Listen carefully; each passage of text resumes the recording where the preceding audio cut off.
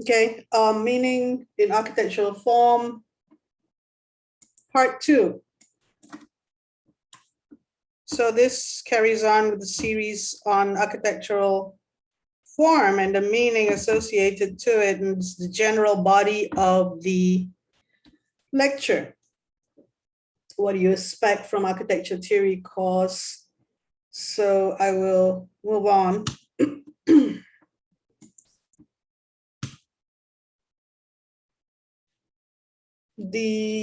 We move on with the discussion and conversation on the principles and concepts behind precedents, critical thinking on the postmodernism architects.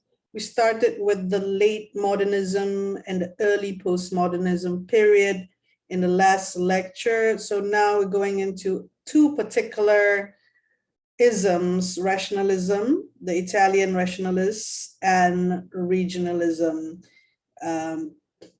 It is more towards Kenneth Frampton's book on critical regionalism, but I'll give my take on this.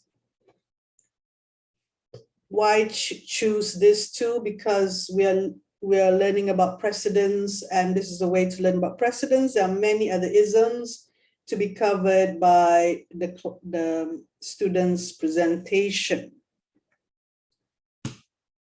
Now we start with rationalism. And rationalism could be an Italian thing more than anything else, but it is a European thing. But we're focusing on rationalism as an architectural movement which developed from Italy in the 1920s and 30s. The context is Mussolini and the fascists. You should Google the word fascists, and fascists are the right wing in the political establishment.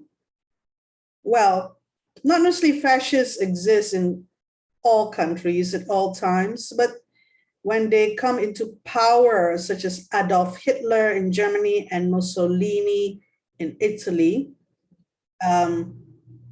very discernible. The World War II they were the allies against others. Vitruvius, now we talk about Vitruvius, the Roman philosopher, which I introduced earlier. In his work, De Architectura, that architecture is a science that can be comprehended rationally. So among other things that he wrote about rationalism in a way. This formulation was taken up and further developed in the architectural treatises of the Renaissance. So as you know, the Renaissance, there were several progressions.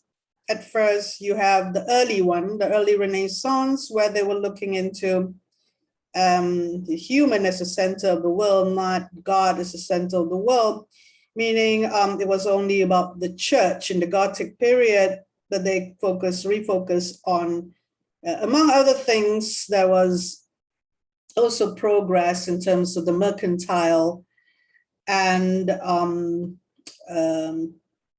arts during the Renaissance period. So later on, it became in the Baroque and Rococo period of the Renaissance, there was too much exuberance on plaster work and trying to create illusions. Although one of the agenda is to get people more to church, because you have the Catholics and you have the Protestant now. So the Catholics in Italy tried to get people to come to church. So it became more of a theater. The church, the urban church by Bernini and all this, Beromini, all created, that sort of, it follows us well along with the classical music progression as well. So anyway, the rationalists were against this, and I will show you an example of Boulez and Ledoux. You heard about structural rationalism, that is Viollet-le-Duc, and that was more about the French and Europe, and and that has a different bent to it. But when we talk about Boulay and Ledoux, then there is a relationship to Terragni and later on Aldo Rossi. Boulay's design, they're the neoclassical revivalists. So when you talk about classical time in the antiquities, Roman and Greek, then it's revived during the Renaissance, but this become more severe in terms of the geometry. Yeah, you're not looking at Roman columns as classical columns. You're looking at forms and the volume of this thing. So in the Roman times, there was the mausoleum, constructed for the Roman emperor when they pass away.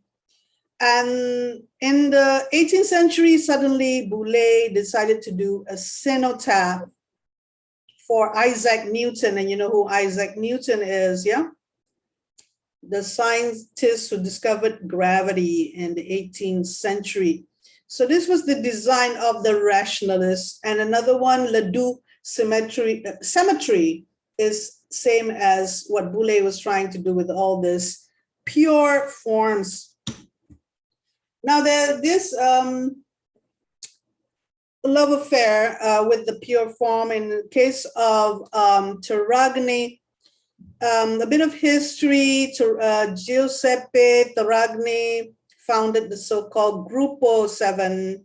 There were 7 people who graduated from Milan Politecnico, and they published their manifesto in the magazine Rassegna Italiana. Have a Google on this and you will get some story behind this. They declared their intent, and some of the design is to strike a middle ground between the classicism and futurism. So it is a very interesting building. If you want to study any building in history, when we talk about the modern movement, Terragni, inspired from Le Corbusier and all those in the 1920s. And they were trying, we were talking about a bridge between tradition and novelty, classicism and functionalism. So this is a general quote: recapturing the geometries, rhythms, I think that's a wrong spelling, proportions and refinement from the former while embracing the opportunities, languages and means of the latter. There was this interest in functionalism. Futurism earlier is not necessarily to do with architecture, it's the art movement, okay? So we will talk about that later in the later lectures on the roots of modern architecture. So there was many discussion and debates emerging from the academic echelons. This is a local assembly for fascists. This is called, forgot the name of it suddenly, Como. This building is an assembly. You can have they even use it as a barracks to house the army, okay? A group of people. And they can even assemble inside. You can see that they have light penetrating from glass blocks from the top. But the most interesting thing is the proportion system. It is based on, like Palladio was very interested in the proportion system and order. Using new materials, this is very exciting days, everything else looks like old buildings, so they did this. And you can see that this building was referred to a lot by subsequent architects, including Eisenman. So this is the plan, the section. I'm going to go into here. Terragni in 1938 drew this is just drawings, it never got built. They actually raised funds, but suddenly the World War II started, so they couldn't build. It's a tribute to Dante Alighieri's Divine Comedy. Dante Alighieri's Divine Comedy is like a poetry, it's a book that he had a commentary on the political establishment in the 14th century. 14th century. And Divine Comedy is about purgatory. If you read, you click on the link below. It's about purgatory, it's about hell and heaven, about the descent of man. And he uses himself when he had to go through the 7 depths of hell, you know, all sorts of things, greed, lust, gluttony, and all this, and rise to the second, to the middle and to heaven. So yeah, this building was depicting Dante Alighieri, and he was an Italian that uses for the first time not Latin, but the Italian common language in his writing. So they were proud of it. The fascists were proud of Dante Alighieri. They wanted to build a monument or an architecture for him, and the architecture is about the divine, you know, the different stages. There was the area where it's very dark and like hell, and there was lights like heaven in this drawing, which they wanted to create. So I just want to give you an idea about the fascists and how architecture is used, how architects who are drawn to as well political aspirants at that time, drawn to whatever motivation at that time would do, and they use any language. Later, like Hitler in Germany, they use classical architecture, the ones with the classical orders. There were many buildings built at that time. The architect was Albert Speer for Hitler. So yeah, you need to go and convey message to the masses, right? When you do architecture, you're conveying to the people, this is your architecture. This is what fascist looks like. Fascist, sorry. I need to pronounce that properly. Fascist. Okay, so Aldo Rossi in the 1960s did this cemetery. There's a proper name for this, you know, the House of the Dead, based on the rationalist architecture, but this is much more, this doesn't have that cardboard architecture feel of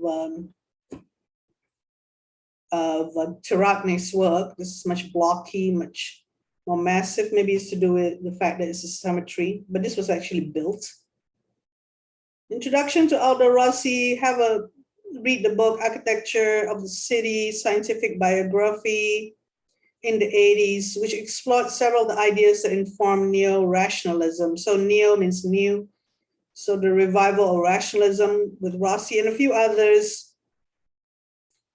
Developing understanding of the city beyond simple functionalism. So he was more into, if you read the Architecture of the City, is more into the collective memory of the city. And this is how it looks like in the middle, San Cataldo Cemetery. You have the urns, or you have the dead ashes in containers placed throughout. Engraved statues and tombstones. It was an area where you have an Asian cemetery, so they built this, the House of the Dead. And he also dealt with, in the collective memory, you can actually relocate this theater. This is a theater, you come in and watch shows, but he abstract the form of the theaters in the city. It's very much like his sketch. It's almost like primitive, isn't it? Like a child's drawing. And he is relocated from one, you can relocate this using a barge from one part to another, obviously. So that's an introduction to rationalism.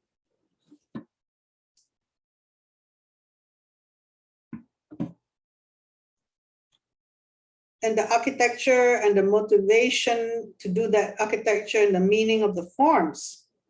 Yeah, that was what I was trying to relate to you, and using the Italian rationalists from the 1920s and 30s to Rossi. We'll go into another aspect of postmodernism, which is critical regionalism. Yeah, we always like discuss regionalism. Is it vernacular? Not really. Vernacular is vernacular, but a lot of inspiration comes from vernacular architecture. There will be a lecture specific on vernacular architecture later when we start project 2. But regionalism and critical regionalism, coined by Kenneth Frampton specifically, is to identify regional schools, other regional schools, and what is regionalism about. So why regionalism? Because of modern architecture, everything looks the same, ubiquitous, the same sort of horizontal strip windows, open terraces, hovering rectilinear cubes, all white, remember? The second lecture.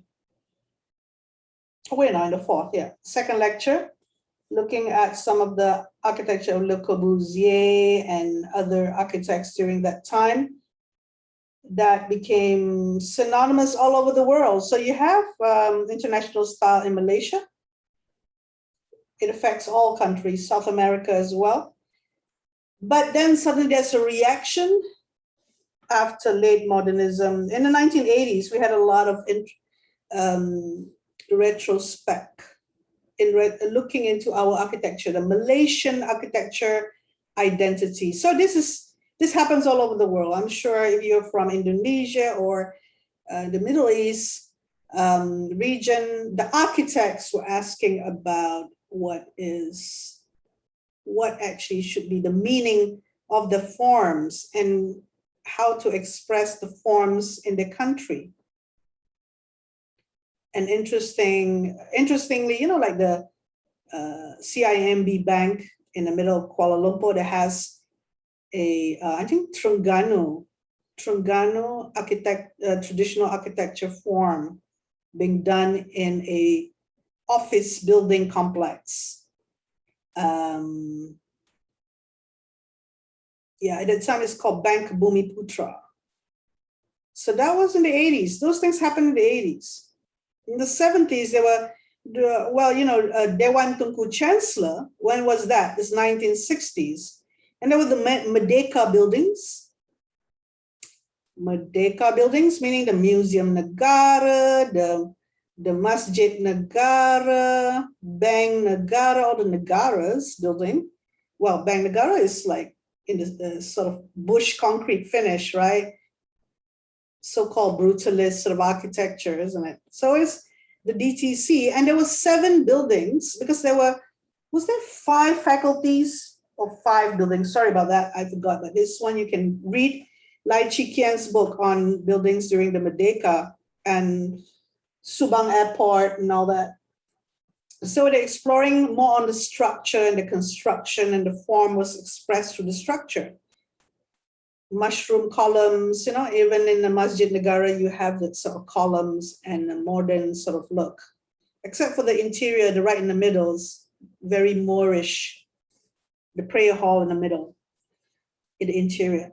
So anyway, emergence of regionalism is based on anti-centrist consensus. So it's the decentralization of thoughts and the meaning of the forms that you want to portray, because we're Malaysians, we're not going to look like any other place. Okay, for example, yeah. So some aspiration of at least some form of cultural, economic, and political independence by Frampton in 1985. The concept of local culture or national culture is a paradoxical proposition, as it is obvious that rooted culture and universal civilization is an obvious antithesis and all cultures, both ancient and modern, have had cross-fertilization with other cultures.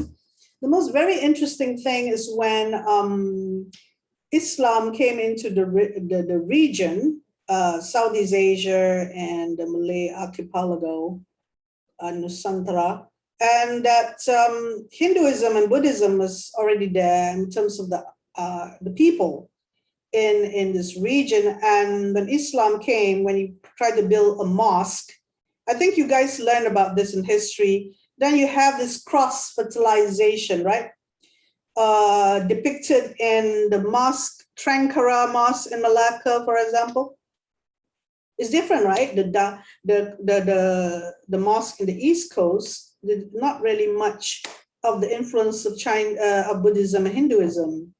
Of course, the figures have gone, but still very decorative in the floral motifs. If you go to Malacca, Trankara Mosque, look at that. But still it's pyramidal hip roof. It's not a dome yet. And as you know, dome came from Byzantine architecture. It's not Islamic architecture. The dome, yeah, can argue with me. I can give you all the points about cross-fertilization with other cultures. Okay, Geoffrey Bawa. Geoffrey Bawa, why Geoffrey Bawa is so interesting is because a lot of the architects in the region, like Carey Hill, GDP, all these architectural companies in Singapore, Indonesia, maybe in Malaysia, maybe there's Indonesia have a lot of rich traditions. So we were the one looking into Sri Lankan architect. A lot of pilgrimage to his architecture was done by a lot of in the 1990s. Geoffrey Bawa, a blend of both modern and traditional, of East and West, of formal and picturesque, broke down the barriers between inside and outside, between building and landscape. When you're in a tropical country, you don't really need to close off your walls. You need to have cross ventilation. Natural ventilation should be the order of the day. You should take in it.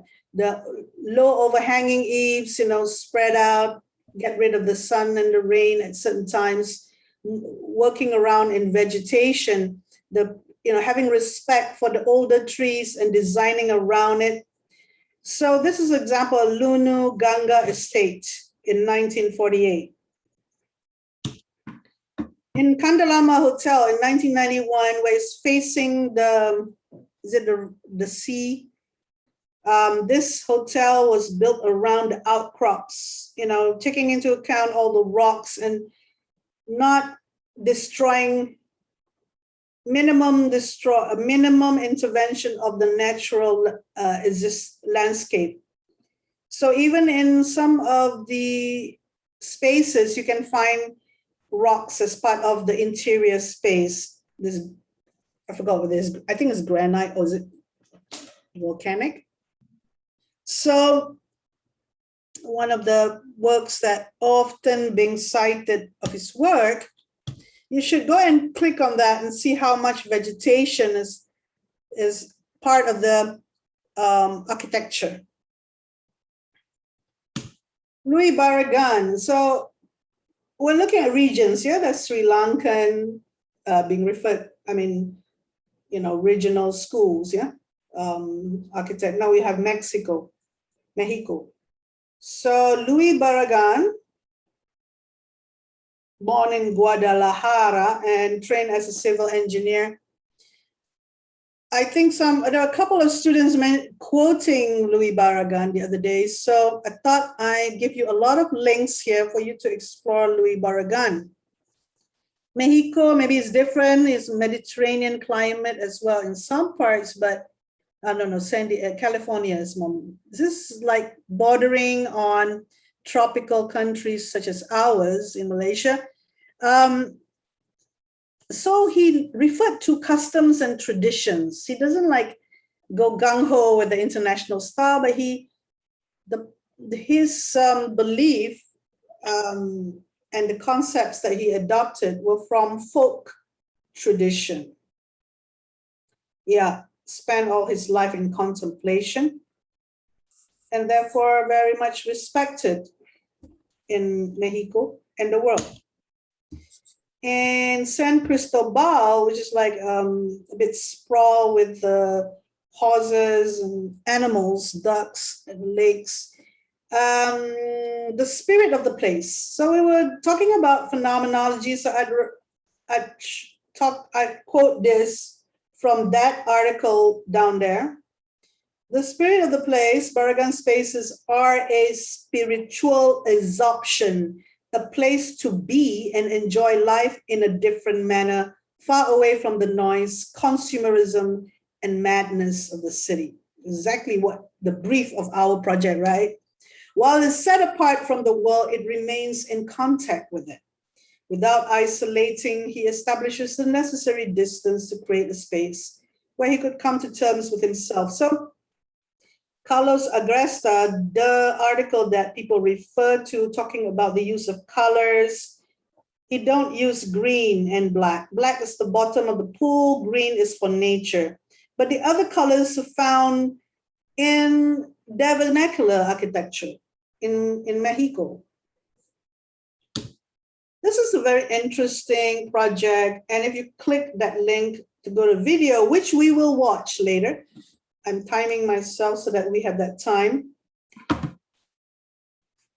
So Casa Gilardi, the owner, buy into Barragan's architecture and maintained it. He didn't renovate it. It's as it is, including the artifacts that Barragan placed.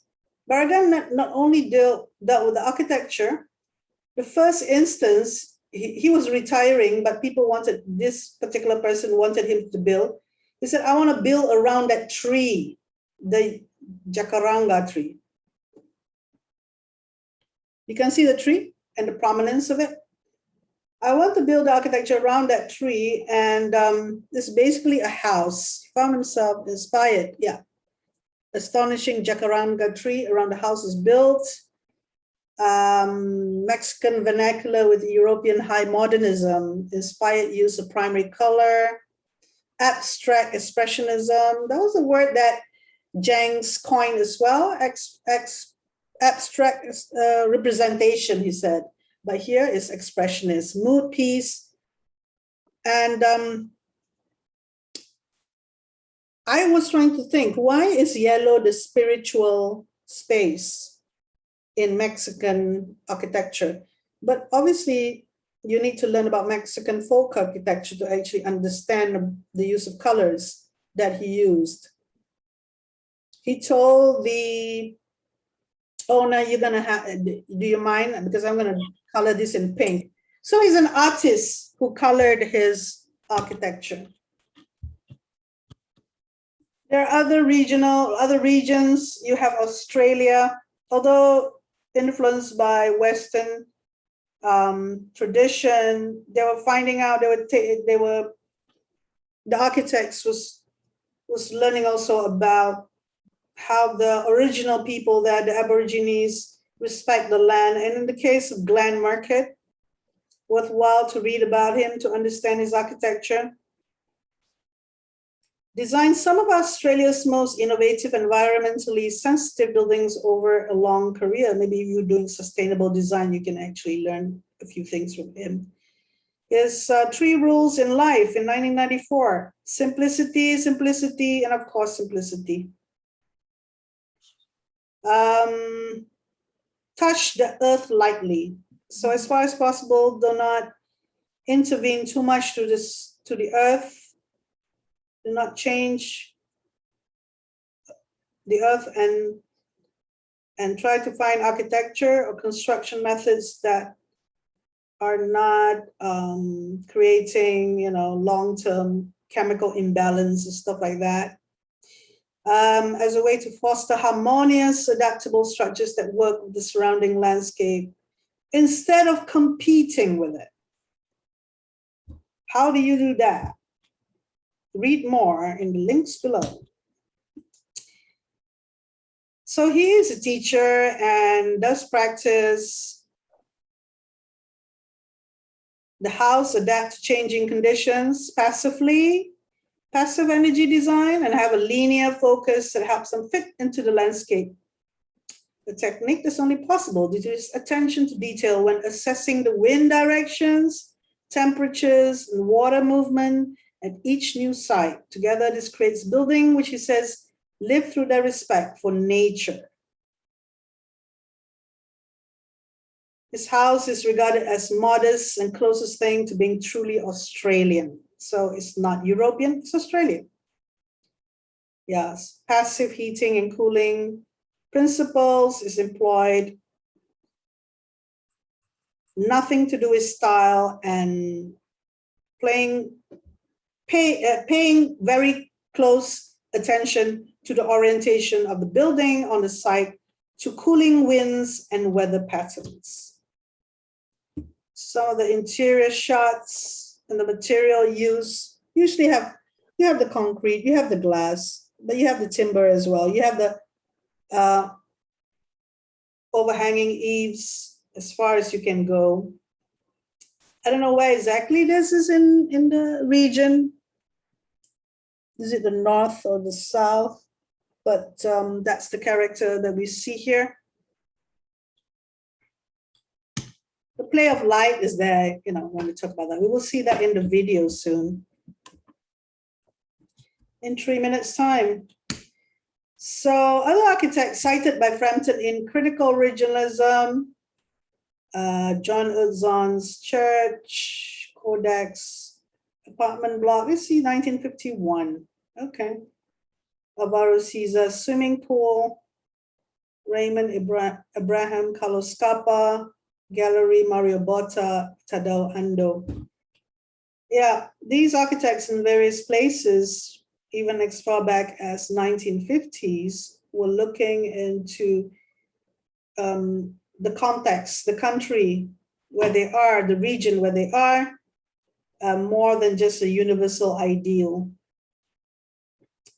But they want to be relevant and they want it to look modern. So I will end with this, not the swimming pool. The swimming pool first, I'll show you the Alvaro Siza swimming pool, Matosinhos in Porto, 1958, 65. Look at the, actually I've been here, that's why I can talk about it, because I went into the changing area. There was a ramp and went into changing area, very dark and very contrast.